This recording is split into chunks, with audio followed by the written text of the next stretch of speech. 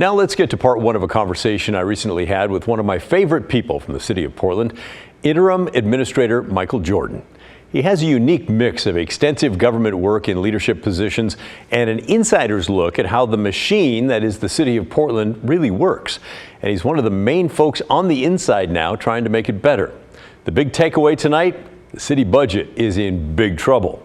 In part because we're spending more than $100 million a year on homeless programs that we did not pay for 4 years ago. And also, all those vacancies in the downtown office towers, those are torpedoing the value and drastically lowering the amount of taxes that they pay to the city. So that's bad news for the budget. And that also leads to the possibility of layoffs in the city government. Things are going to be tighter. You're looking at right sizing. So does one organization have too many of this person or too little of that person? Do you see any sort of layoffs coming? Well, I would hope that would be a last resort for us, but I think we may actually see layoffs this cycle. We'll look at, materials and services budgets. We'll look at, can we do business more efficiently in other ways? Vacancies, we have a significant number at any given moment, somewhere between 5 and 6% of our 7,000 positions are vacant, and for different reasons in different bureaus, obviously. But when we have to constrain the workforce, the first look we'll look at are vacant positions. Can we just live without those for a year? How long have they been vacant? Why are they vacant? And you can't eliminate all those. You have to replace some of those folks. But that's the first place we'll look when it comes to people, before we actually have to move to laying off folks. Do you remember the last time there was a layoff, or I can look it up? Because I don't really remember in my 34 years here. The mayor asked for 5% cut budgets last year. But don't they always do that? No, they don't always do that. Last year was the first time in my 9 years that we had a cut budget as guidance to build a budget with cuts. And I don't know exactly, I'd have to go back and look, but I would not be surprised if there were some layoffs last year. Not many, but some. There may be more this year.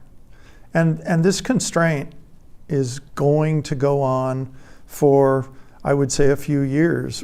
And I should explain a little bit, because the constraint is different in different parts of the organization, but there's almost nowhere I can look from the chair I sit in and not see a budget that's got problems. All right, and that is a big deal, because the chair that Michael Jordan is sitting in as city administrator, he can pretty much see everything. Now, he's going to explain where the problems are. Let's start with the general fund, which is sort of like one of the main checkbooks that the city uses to pay for things.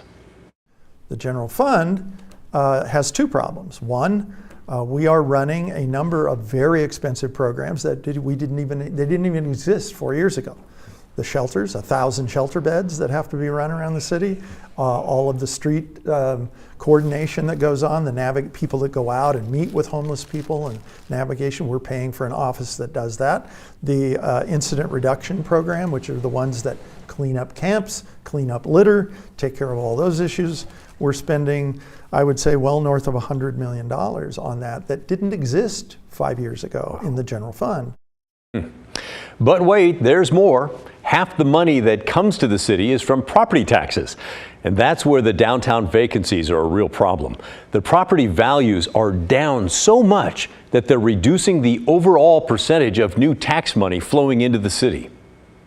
On the revenue side of the equation, I'll just talk about property taxes. Number one source of revenue for all cities in Oregon, not just Portland. It's about 50% of our revenue, our general fund revenue, comes from property taxes. Normally, with the constitution that we have around property taxes that are limited, but property taxes are allowed to grow about 3% per year. And then if there is new construction, you can add to that a little bit. So our property tax revenue has grown from 3 to 5% per year, depending on the amount of new growth, new development. This year, we're anticipating that property taxes will grow less than 1%. Wow. That is primarily because of the shrinking value of downtown property. So it is now gone below assessed value. Real market value has now gone below assessed value and is now actually constraining the amount of property taxes that are collected on downtown, to the point that our total property tax has now dropped below 1%. Wow. So a big office building that used to be, for example, 100 million is now, the real market value is maybe 60 or 70 million, even though it's assessed at above that. Well, assessed value is what gets taxed under the new system. And for the most part, assessed value is well below real market value for most property in the city. But downtown, because of vacancy rates, those big buildings are assessed on the amount of income they make. Oh. And because not only are they 30% vacant, but the leases that are come up for renewal are being renewed at much lower rates. Even if they're getting renewed at lower rates. And so the income off that property has dropped dramatically. And that's how they get taxed. And so they've dropped, actually used to be real market value was like double assessed value. Now the real market has dropped below assessed. Wow. And so that's a drain on the amount of new property tax money from the rest of the city. And that's a big part of why things look so grim. So instead of getting 3 to 5% increase in property tax money, which makes up half the budget, the city of Portland is expecting more like 1%. Which led me to wonder why the city budget has to cover something that arguably the county should be doing when it comes to all those homeless programs. Why can't the city just stop paying that $100 million and just give all that work to the county? Wow, there's a good question. I think the reason we're in the sheltering business at all, which is the biggest part of that amount, is because the county was not in that business. And I think Mayor Wheeler, a few years back, just decided we're not going to be able to get the county to do this, and we believe this can be a good way to approach the homeless problem. And so we just started doing it. And it has grown, and to be fair, in 2020 and 2021, we got quite a bit of federal money through the ARPA program, but that was one-time money. And so we actually built that program with one-time, much of it, not all, but much of it one-time federal money. And to, I think, Mayor Wheeler's great credit, because he couldn't even get anybody to stand next to him at a podium when he announced this program 4 years ago. Now, the county is helping to pay for some of that program, and through the intergovernmental agreement that you've heard a lot about lately, that we are still in. That agreement really transitions those shelters to the county, and they will pay for them in the future.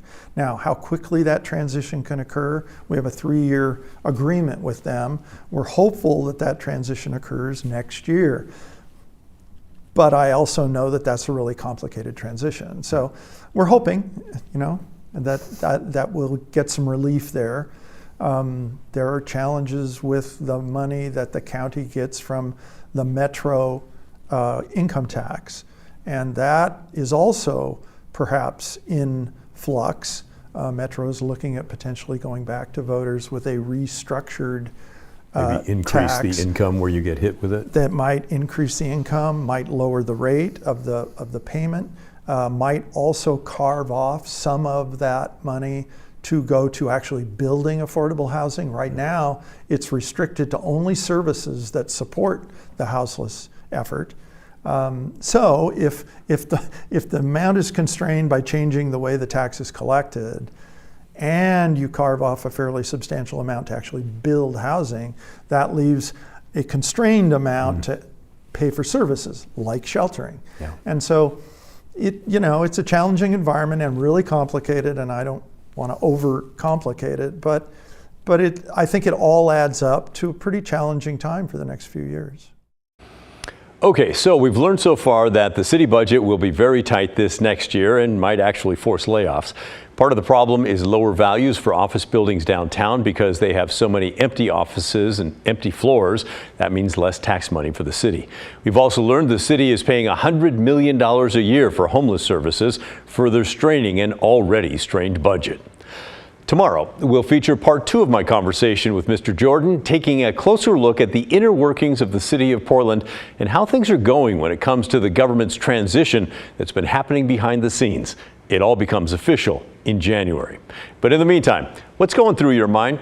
After hearing what Jordan had to say tonight, we covered a lot of ground, but I think it's important to have this inside look at our state's largest city government, one that we rarely get to see. Share your thoughts with us, will ya? You could send us an email. The address is thestory@kgw.com, or call and leave a voicemail, 503-226-5090. We love hearing from you. In the meantime, stay with us. We're back right after this.